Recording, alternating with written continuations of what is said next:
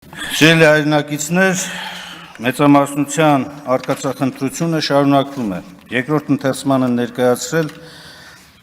Եվրոպական միության անդամակցության գործընթացի սկզբի մասին օրենքի նախագիծը։ Այս հարցի վերաբերյալ մեր խմբակցությունը մանրամասը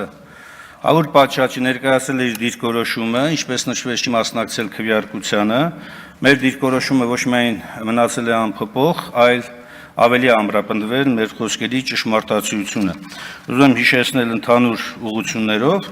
Առաջինը, որ Հայաստան եւ ԵՄ հարաբերությունները պետք է ունենան բնականon զարգացման ընթացք, ինչի հիմքը ՍԵՊԱ համաձայնագիրն է, եւ այս ուղղությամբ Հայաստանի իշխանությունները ուղղակի անգործության են մատնված։ Ամենապարզ օրինակը վիզաների ազատականացման շրջանակներում է, երբ որ ոչ մի նորմալ գործողություն չեն ձեռնարկում այս ուղղությամբ։ Էլ չասած հսկայական ճանապարհային քարտեզը, որ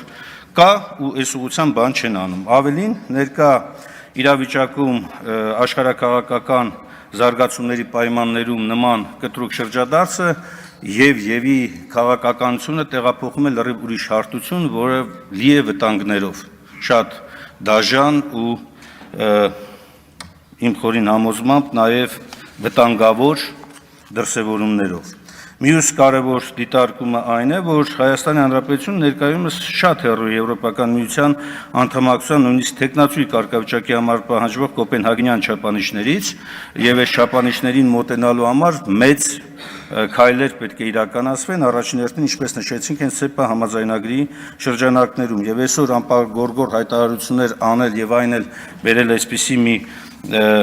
ըստ էության հայտարարություն, բայց ոչ օրենք, եւ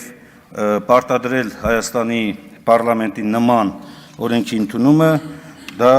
մերժելի է։ Անդրադառնալով պատգամավորների, մեծամասնության պատգամավորների արձագանքներին, նախ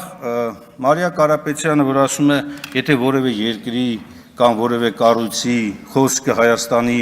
եվրոպական այս գործընթացի մասով միջամտություն պետք է համարել, այդ ինչ է ջերմեռանդությամբ չեք գնահատում միջամտություն, չհրապարակված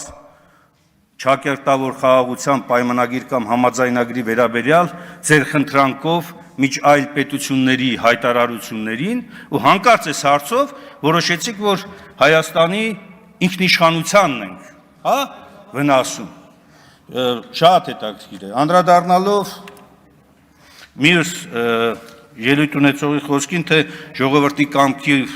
արտահայտումով եւ այլն, ամենևին տվյալ դեպքում այդ ձևակերպման մասին չի խոսքը։ Խոսքը նրա մասին, որ սահմանադրությունը հստակ պահանջ է սահմանում, անդամակցությունը հանրաքվեով պետք է իրականացվի, մնացած ամեն ինչը ձևական են։ Ավելին, բոլոր իրավասությունները, բացառիկ իրավասությունները Հայաստանի կառավարությանն են տրված այդ բանակցությունները վարելու եւ ոչինչ չի խանգարում այսօր այդ նորմալ ընթացքով գնալու։ Եվ վերջում շատ կարեւոր է անդրադառնալ նաեւ հենց իրավական ասպեկտին։